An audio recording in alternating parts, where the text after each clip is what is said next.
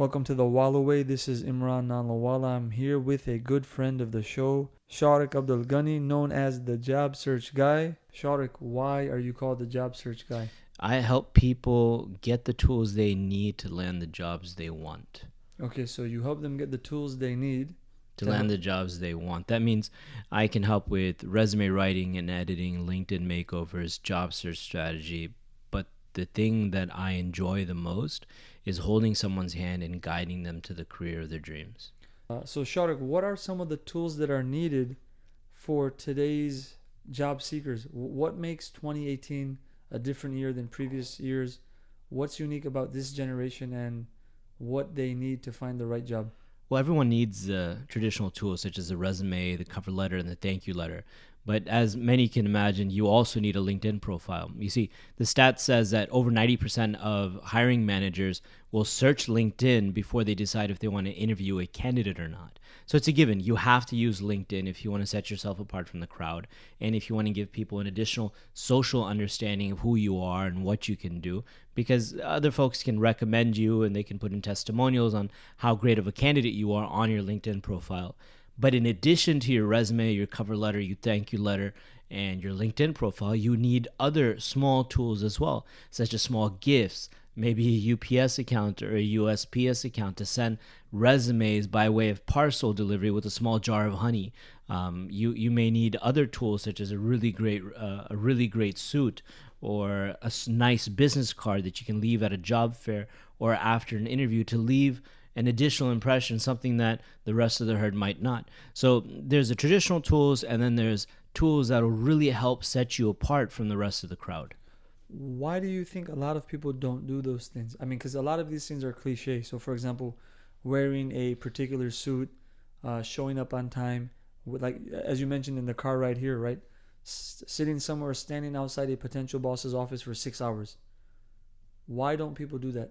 Well, because the custom has it, and what folks learn at the University Career Services Center is that you go to monster.com, you send in your resume, you send in your cover letter, and you sit back and twiddle your thumb and hope someone's going to call you back, which is the complete opposite way that you should be approaching your job search, especially for long-term success. Yeah, it definitely works for some people. It doesn't work for the majority. It definitely works for some people, and you can keep doing it and doing it and doing it, and your job search will take 3, 4, 5 months. But that's not the most efficient way of doing your job search, and that's definitely not the right way of doing your job search, because what that negates is the mentality of the job seeker. See, every candidate has to assume that the job search process is nothing more than a sales process, because that's the reality of it. The job search process is exactly like a sales process. No one can say anything different, because every time you apply for a job, what you're saying is, hey, please pick me. Please purchase me, because you want the company to invest $50 to $100, maybe $200,000 in you. They're investing that money in you. They're purchasing you. What's a resume other than a brochure or sales sheet? What's a LinkedIn profile other than an online store about who you are? What's a cover letter or a thank you letter other than just follow-up sales techniques? In fact, an interview itself is nothing more than the customer interviewing you to see if you're a good fit to live in their home. So, you touched upon a few different things. So, it seems like one, there is a problem of fear, right? And there's also the issue of entitlement. So as you mentioned, the career placement office or center in the universities, I feel like sometimes people feel entitled when they apply for a job. They feel that no matter what, they should get it. But on the other hand, people have to take risk. So how do you reconcile these two different things? Well, I mean, the whole entitlement issue is absolutely real. With job seekers graduating college now, the sense of entitlement is almost sky high. The idea, the expectation is, if you have all the qualifications, you have a good GPA, you have a good degree, recommendations from professors, all the right internships, you should get a call back. They should offer you a job after the interview, or the interview should go well, or they should be impressed by you. But what that's doing is placing the onus on the other, placing the onus on the customer. Again, coming back to the sales process, you're expecting that the customer is going to see you and say, you're the best product in the world.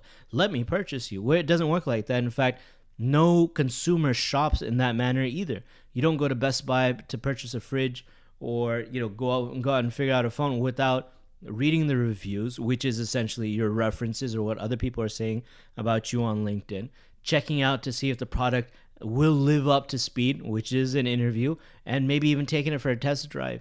You consider all of these factors before you make a purchasing decision. So just by saying that I've got all the right specs, you should obviously purchase me. I'm an iPhone. Well, it doesn't work like that because an Android might work good for someone's lifestyle, and an iPhone might work good for someone's lifestyle. Just because you're a hot shot doesn't mean you're going to get a job. Which brings me to the next point that you had mentioned about fear. Again, coming back to the whole sales process, when you're searching for a job, if you step into the mindset of a salesperson, you may hate sales. You may just view a salesman as with a very strongly negative light. But once you embrace the mentality of a salesperson and you go out to sell yourself and you pitch yourself, there's going to be a strong element of fear, because when you go out and pitch yourself and you do it in a way that's different from everyone else at the job fair, or you line up in front of HR's office for 6 hours waiting for them to step out so you can hand them a cardstock resume with a small jar of honey so they can never forget you. Well, there's an element of fear there, but you have to overcome it. You have to embrace it. You have to enjoy living in that aspect of fear, because living in that situation of fear, embracing risk, that means engaging in your job search for 3 to 6 months, or engaging in your job search for 2 to 4 weeks. So embracing the fear is an intangible. What are some of the intangibles that you encounter by the many people you've either interviewed or the people you've built resumes for? What are some skills that just transfer from one job to another, irregardless of what the field is? Well, whenever I look at a resume, and I've seen thousands of resumes, and I've reviewed thousands of resumes, and helped over 1,400 people get jobs as of this date in the past couple of years. The aspect of a resume that really stands out to me is not necessarily the proper grammar and the spelling or the visual appeal of the resume, but what the resume tells me as a story. Because again, sales, this is a sales sheet. So does the brochure tell me that this is going to be the best product for my for the opening that I have, and will this product grow with me, and will it scale with me and improve my bottom line? That's a story that I really want to see on a resume. That's a story that every recruiter and hiring manager wants to see, that you as a candidate will not only just do great in your position, but you're gonna excel at it by growing within it, by looking at other industry trends and standards, improving my bottom line. And the way you essentially do that is by showing how you've improved efficiency, how you've improved the bottom line, how you've grown in the position by giving presentations, by reporting to management, and what you've done to improve yourself as a professional. Because when you improve yourself as a professional, you're doing more than just the basic job description. You're excelling at your position, and you're improving your departmental performance, and essentially helping out the company. So let's shift a little bit to talk about entrepreneurship. So you've reviewed thousands of resumes. When you deal with entrepreneurs, what do you notice about entrepreneurs who make it? What sets them apart from the entrepreneurs who just want to get into entrepreneurship, but they never really make it? They're not making enough money. Their dreams are not really fulfilled. Have you noticed anything? Well, I'll tell you this as a real quick side note. If you're an entrepreneur, you definitely don't want to list it on your resume, because no hiring manager, not a single one out there, wants to hire an entrepreneur, because the moment you find your golden nugget or take your project to the next level, you're just going to bounce from that position. And all the money that company invested in you is just going to go to waste. So shout out to all the entrepreneurs out there. If you have that tick, don't mention it on your resume. Give yourself a different title, because you can.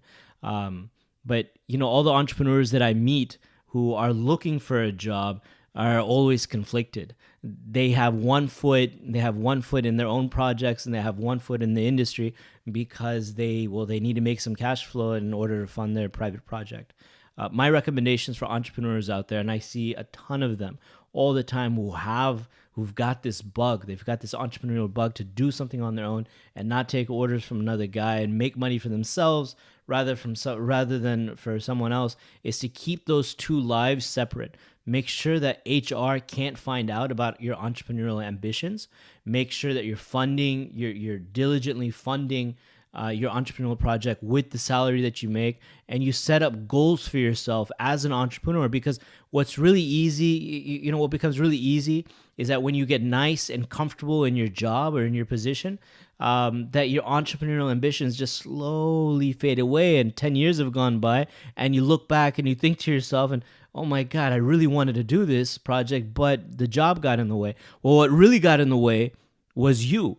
Is because you didn't set milestones, you didn't set project timelines for yourself to make sure that you stick with your entrepreneurial ambitions. Getting a fat check every single month or every other week is a really good feeling. It's a great way to support yourself and to feed your children and put a roof over your head. But if you've got that bug, you should really satisfy it.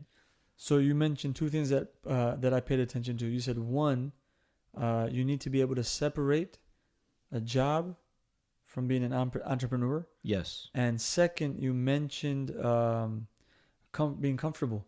Because sometimes it seems like when you get comfortable, you get complacent. Absolutely. And then you may have regrets down the line. Yeah. I know for a fact that you are an entrepreneur. Right? I am. Absolutely. Okay? And you do many things. But what I want to focus on is things like discipline, time management. Whether a person is managing one project or many, I feel that again, it goes back to the resume talk and feeling entitled.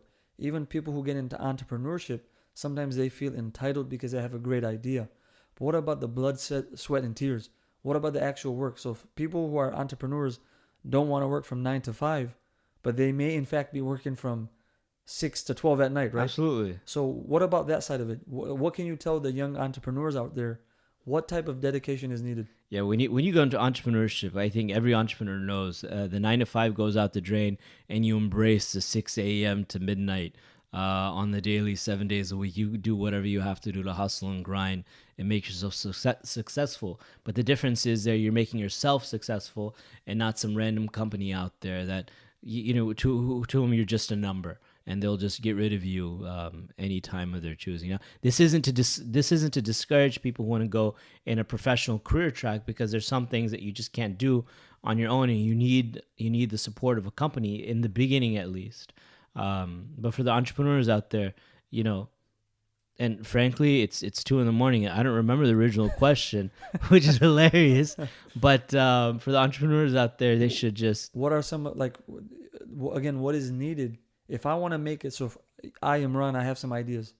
What are some things that I absolutely have to do as someone who's new to the entrepreneurship game? Focus, and find mentorship. Surround yourself with people that want to be successful in entrepreneurship as well. If you want to be the best damn free thrower out there, you're going to surround yourself with other people who have the same type of ambition to give yourself, tips, tricks, push each other on the court. Same thing when you go to the gym. If you want to lose weight, you might find like-minded people, and that's usually the first thing that people do, right? Is they try to find a gym buddy. Well, it's the same thing. You want to find an entrepreneurial buddy, preferably buddies who will meet up once a week maybe and support one another, because entrepreneurship is damned hard.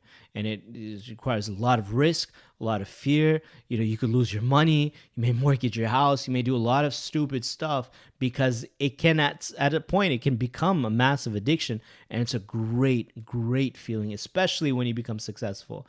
And when you fail, you have to have a group of people out there to say, this failure is actually a learning process. Don't quit. Find the next project. Move forward.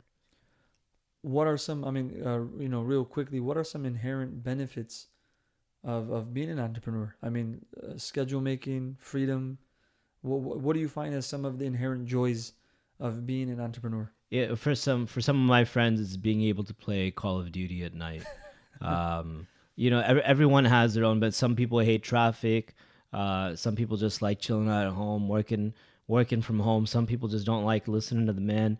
Everyone's got the reasons. For me, is I get to see my boy grow up every single day of his life, right? Since the moment he was born until today, when he just turned 5, I've seen essentially every single day. I've seen him take his first steps. I've heard his first word. I've heard his first sentence. I've heard his first lie. I've seen the first time that he put his hands literally into the cookie jar and denied actually doing it. I can experience life. And everything that's important to me. And that's what's so beneficial to me about entrepreneurship. So even with the possible downsides, the positives definitely outweigh the negatives. For me, absolutely, Okay. absolutely. But it's a mindset. You have to be full on committed. You can't have one foot here, one foot there. I mean, even if you have a professional career and you want to be an entrepreneur, you have to set a deadline to when you're going to quit your job, and it can't be when I make $1 million with the with the business, because that's just not going to happen. It's not realistic.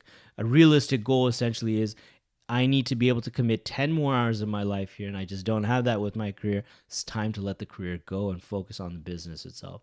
You can't have one foot in, one foot out. You have to commit fully to this type of an endeavor. So the job search guy, obviously entrepreneurial, right? It's Absolutely. an idea that you had. When you're dealing with a client, so if I called you right now and I said, look, Shariq, I need help with a resume, what are some things that you do that are different than most job search or people in the job search industry? So how do you differentiate? What's your specialty when I'm a client? What are you doing with me? What are you trying to find out for me? A good portion of my background is marketing and sales.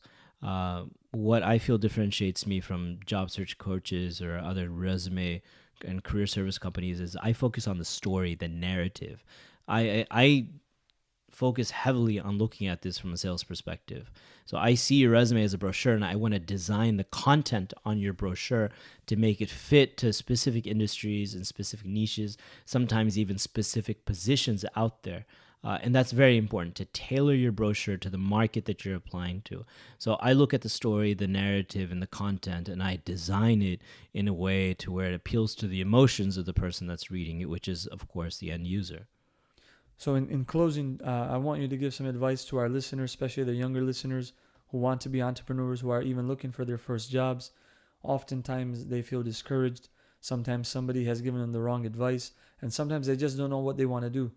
But what would you advise someone who's 19, 20, 21? They want to make an impact. They want to do something that's meaningful. They just don't know how to start. Don't go to University Career Services to get help with the position. Instead, go out to Amazon.com and Barnes and Nobles and read all the books you can on sales. One in particular called The Purple Cow by a brilliant author named Seth Godin, Godin. Look him up. It's an old book, but he essentially talks about how to set yourself apart from the rest of the herd. So my only piece of advice that I'd give to people who are starting new in the job search is to train yourself in sales. Thank you, Shariq. WalaWay listeners, you heard it straight from the source. Sometimes you got to fail to learn, and not being afraid, being able to differentiate and separate between what you're doing, whether you want to be an entrepreneur or you're looking for a job, diversifying your skill set, putting yourself out there. This is a journey, right? It's not a race. You're trying to win the marathon, but it takes time. You have to do it step by step. Shariq Ghani is a good friend of the WalaWay. And where can we find some more information about you? Where can we read some of your work? Where do we find you on social media? Folks can find me on thejobsearchguy.com. You can find me on LinkedIn, especially. Just search The Job Search Guy, or look me up by my name, Shariq Ghani, Shariq. Last name is Ghani. Follow me on LinkedIn. Check out the website. Ask me any questions. I give out job search advice for free every day, all day. Doesn't matter. Just reach out to me if you have any questions, and we'll take it from there. Thank you, Shariq. No problem. Thank you for having me.